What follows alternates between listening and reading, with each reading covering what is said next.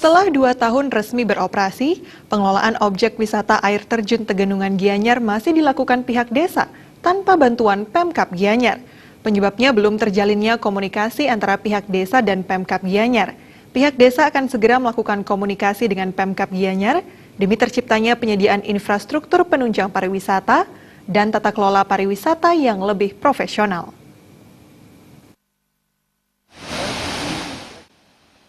Menurut Idiwaneka, Kepala Desa Kemenuh, Kecamatan Sekawati, pengelolaan objek air terjun Tegenungan yang terletak di Desa Kemenuh, Kecamatan Sekawati Gianyar, dilakukan secara mandiri oleh desa adat.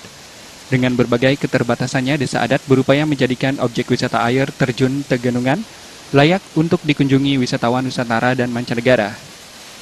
Namun Dewaneka mengakui tanpa peran serta Pemkab Gianyar, perencanaan pembangunan secara luas, baik pembangunan fisik infrastruktur dan pembinaan terhadap masyarakat desa sebagai pelaku pariwisata tidak akan pernah berhasil. Dan dampaknya apa? Yang pertama, bagi kesejahteraan masyarakat kami yang secara tidak langsung. Ada yang mungkin Bapak sudah lihat, yaitu adanya kafe-kafe, yaitu warung-warung kecil yang dikondisikan oleh masyarakat, ada toko-toko, dan ada penjual souvenir. Hal inilah yang memberikan dampak secara ekonomi, dampak secara sosial. Itulah yang harapan kami pemerintah daerah ikut peran serta untuk membangun objek wisata Tegenungan dan Langsinga.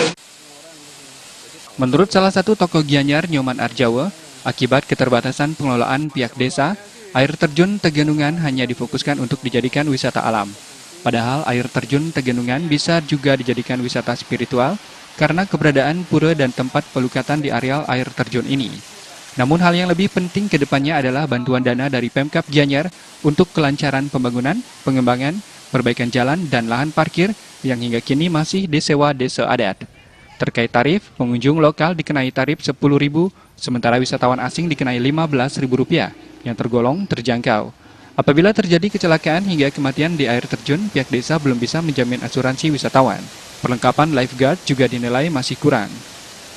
Dengan munculnya Tegenungan ini, lumayan tamu yang berkunjung di Kabupaten Gianyar ada peningkatan. Cuman sekarang PR-nya bisakah disediakan fasilitas yang bisa mendukung sektor pariwisata dengan adanya objek wisata air terjun Tegenungan itu. Setiap harinya tidak kurang dari 600 hingga 700 wisatawan lokal maupun mancanegara mengunjungi air terjun Tegenungan untuk berenang atau berfoto. Komunikasi dengan Pemkab Gianyar harus segera dilakukan agar Pemkab memberikan bantuan baik dana, pengelolaan, dan pembinaan demi keberlangsungan masa depan air terjun Tegenungan. Gung Krisna,